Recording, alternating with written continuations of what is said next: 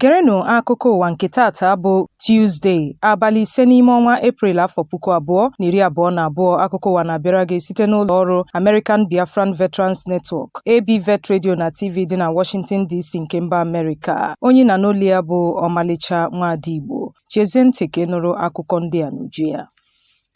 Ọhaneze ndị Igbo ajụla ịnabata atụmatụ mgbaghara nke aka na-achị steeti Anambra bụ Charles Soludo wepụtara maka ndị na-eme dọga nnwere onwe na steeti ahụ. Ọhaneze na nzaghachi ya siri na okwu a bụ mgbaghara pụtara na ndị ntorobịa nọrịsị na-eme mpụ ebe ọ bụkwa na ha bụ ndị na-achọ nnwere onwe. Ọhaneze gara n'ihu too aka na-achị steeti ahụ na mbọ ọ gbarala ịtụtegharị ndị ntorobịa iwe na-ewe bụ ndị na-akụsu aghara na steeti ahụ nakwa n'ala Igbo n'ozuzu oke dịka ndị na-eme mkpesa megide mmegbu a na-emegbu ndị Igbo na mpaghara South East. Chete na Gọvanọ Soludo sịrị na ọchịchị ya adịla na njikere ịtụtegharị obi ndị ntorobịa ma nyekwa ha ọzụzụ aka ọrụ nke ga-enyere ha aka iwulite ogo obibi ndụ ha na ndụ a. Ọnụ na-ekwuchitere ọhaneze bụ Alex Chidozie Ogbonnaya sịrị na ihe bụ isiokwu bụ na ndị mmadụ kwesịrị ịchọta ihe kpatara ọnọdụ enweghị nchekwa nakwa mmetụta ọ na-enwe. Ọ sịrị na ihe kpatara nke a bụ n'ihi na a kpachapụrụ ndị mpaghara South East n'akụkụ tinyekwara ọnọdụ enweghị ọrụ ndị ntorobịa na mmegbu a na-emegbu ndị Igbo.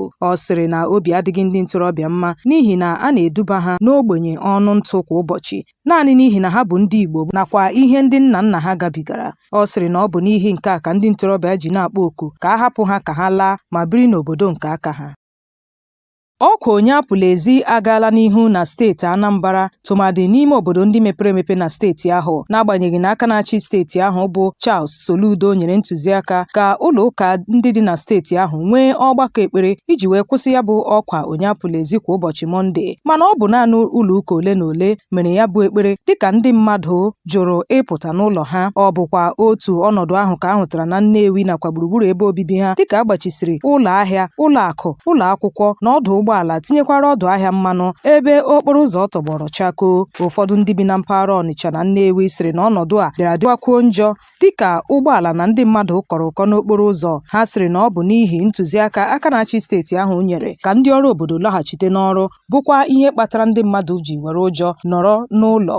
N'Ọnịcha, n'obodo ndị ejiri azụmahịa wee mara na steeti Anambra na okporo ụzọ ha niile bụ nnọọ nke tọgbọrọ chakoo ebe ndị mmadụ na-atụ ụjọ ịpụta n'ụlọ ha.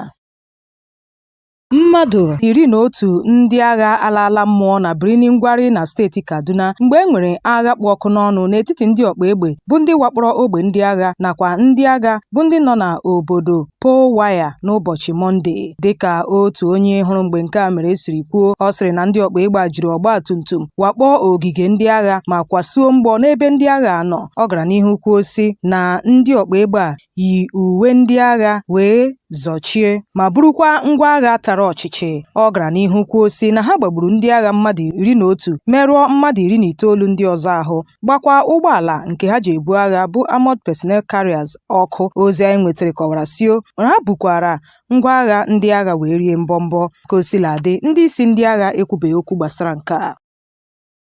Ụlọikpe ukwu etiti dị n'Abuja enyela iwu ka ọchịchị etiti kwụọ ọkaiwu na-ekpechite ọnụ Nnamdi Kanu nde naira 5 dịka ego iti aka n'obi. Ọ bụ ọkaiwu Maxwell Ọpara kwupụtara nke a n'akara nzirịta ozi Facebook peji ya. Ụlọikpe ukwu etiti a nyere iwu ka ọchịchị etiti kwụọ ego a maka mmetọ ugwu ruru Ọpara n'oge ọ gara lete Kanu na izuụka gara aga n'ụlọ mkpọchi DSS. Ọkaikpe Zainab B. Abubakar nke ụlọikpe ukwu etiti mgbe ọ na-enye nchabi ikpe a gwara ụlọ ọrụ DSS ka ha bipụta arịrịọ mgbaghara n'akwụkwọ akụkọ ndị ama ama na Naịjirịa nye ọkaiwu Maxwell Ọpara. Kingsley Kanu Nta Kanu bụ nwanne nwoke Maazị Nnamdi Kanu bụ onye ndu otu Indigenous People of Biafra ajụla atụmatụ mgbaghara ahụ nke aka na-achị steeti Anambra kwupụtara maka ndị otu Indigenous People of Biafra nakwa otu ndị ọzọ na-achọ nnwere onwe na steeti Anambra. Soludo kwuru nke a ka ọ gasịrị obere oge enwesịrị ọgbakọ ekpere nke a haziri maka iweta na njedebe ọkwa onye apụla ezi. Gọvanọ Soludo sịrị na ya enyena ndị na-eme dọga nnwere onwe bụ ndị nọ n'ime ọhịa dị iche iche atụmatụ mgbaghara. Ọ kpọkuru ha ka ha nyepụ egbe ha ma nwetakwa mgbaghara na nzaghachi ma nwekwa ntụkwasị obi n'ebe ọ nọ inyere ha aka chọta ogo obibi ndụ dị mma. Mana nzaghachi ya, Kingsley sịrị na otu nchekwa nke otu IPOB bụ Eastern Security Network bụ nke hiwere ichekwa mpaghara South East pụọ n'aka ndị omekome wee gbakwunyesio na ndị otu IPOB abụghị ndị omekome a na-enye mgbaghara. Kanu ntakwuru ka n'akara nzirịta ozi Twitter ya. N'ihe ndapụta ọzọ, Kingsley Kanu nọrọ n'ụbọchị Mọnde kwuo sị asịrị ahụ a na-akọ sio na ọ bụ ndị otu IPOB gburu ndị ọrụ ejeghị okporo ụzọ ma ọ bụ FRSC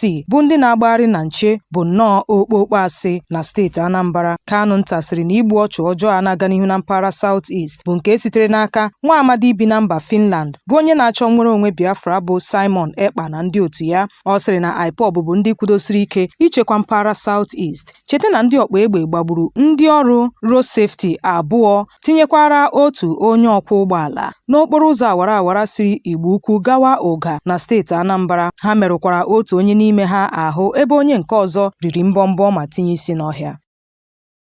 Onye isi otu Biafra Nations League bụ Prince Richards adọọla ndị isi otu IPOB nakwa onye DOS aka na ntị ka ha kwụsị ikewapụta nsogbu n'ihi ọkwa onye apụlezi site n'inye ọkwa n'elu ọkwa bụkwa nke na-akpalite ọgbaghara n'etiti ndị nkwado ha na mpaghara South East. Onye ndu otu BNL rụtụrụ aka sio na onye nlekọta IPOB nakwa onye DOS enweghị ndị agha kama na ọ bụ ndị mgbasa ozi mkpọlite uche bụkwa ndị na-agbasa ozi ụgha naanị iji wee bulie ha elu. Ọ gara n'ihu kwụsị ndị nkwado otu IPOB niile bụ ndị na-akwado ndị mmadụ karịa Biafra ma gwa ha ka ha kwụsị ime nke a dịka ọ sịrị na ibunye ndị na-ekwu okwu mwulite mmụọ abụ ekele mgbe niile bụ ndị na-enweghị ntọala maọbụ atụmatụ doro anya maọbụ ndị agha enweghị isi dịka ọ kọwara ya dịka iji okwu ọnụ na okwu aghụghọ wee na-eduhie mmadụ naanị iji wee mee onwe ha ka ha bụrụ ochie dike. Prince Richard kwupụtara nke a n'akara nzirịta ozi Facebook ya.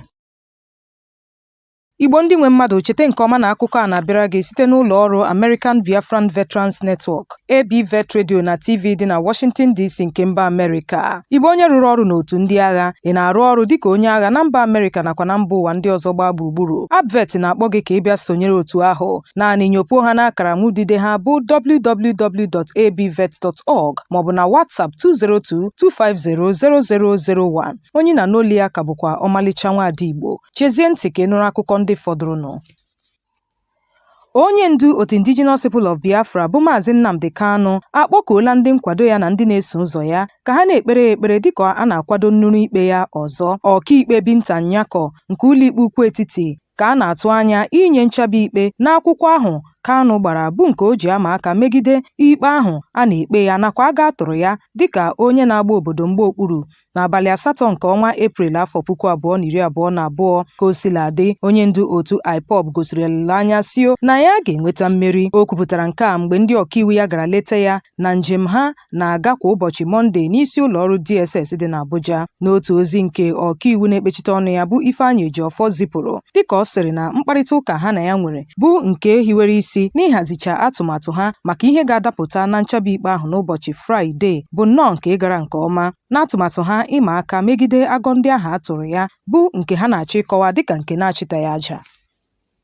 Ndị ọkpa egbe wakporo ime obodo Ongamaji dị na ime obodo Jere n'okporo ụzọ awara awara etiti siri Abuja gawa Kaduna ma tọrọ mmadụ 22. Ndị nta akụkọ sịrị na ebelebe agburu ka ọ gasịrị otu ụbọchị onye isi ndị uwe ojii bụ Usman Alkali Baba gara njem nleta n'okporo ụzọ ahụ ma nyekwa mmasị obi ike sio na mpaghara ahụ nwere nnọọ ezi nchekwa dịka otu nwaafọ obodo ahụ siri kwuo. Ndị ọkpa egbe a wakporo ime obodo a n'elekere 11 nke abalị Sọnde. Ọ sịrị na ndị ọkpa egbe a zọchiri n'igwe ma wakpokwa ọtụtụ ụlọ obibi dọkpụrụ ndị bi n'ime ya tinyekwara ụmụ nwaanyị 5. Ọ sịrị na ha yi uwe ndị agha ma gakwa site n'ụlọ ruo n'ụlọ wee na-adọkpụrụ ndị mmadụ were egbe tụwa ha ma dubanye ha n'ime ọhịa. Ọ sịrị na mwakpo a bụ nke were nnọọ otu awa. Otu onye bi n'ime obodo ahụ sịrị na otu onye atọrọ si na ntala tinye isi n'ọhịa. Ka o sila dị, onye na-ekwuchiri ndị uwe ojii ekwubeghị okwu gbasara ntọrọ a. Ndị uwe ojii anwụchiela otu nwaanyị dị ime onye gbara 43 bụ Omowumi Joseph onye jiri mma tigbuo di ya bụ Joseph Nwankwọ n'elekere anya 2 nke ụtụtụ Mọnde mgbe ọ na-ehi ụra na mpaghara Odoye Aladorin dị n'ọchịchị kansụl Ibadan North na steeti Ọyọ. Nchọpụta emere gosiri na nsogbu malitere n'etiti di na nwaanyị a n'izuụka 2 gara aga mgbe nwoke a gwara nwunye ya sio na ya na-achọ ịlụ nwunye ọzọ site n'obodo ya. Otu onye hụrụ mgbe nke a mere sịrị na mgbe nwaanyị a tigbusiri di ya, ọ gara nyefee onwe ya n'aka ndị uwe ojii dị na Iyanganko ma gwa ha na ya egbuola di ya. Ka ọ dị ugbu a adọnyela ozu nwoke a n'ụlọ ọba nchekwa ozu, ma mgbe a kpọtụrụ ya, ọnụ na-ekwuchitere ndị uwe ojii bụ Adewale Osifeso kwupụtara nke a wee sio na nke a bụ nnọọ ihe na-awụ akpata oyi.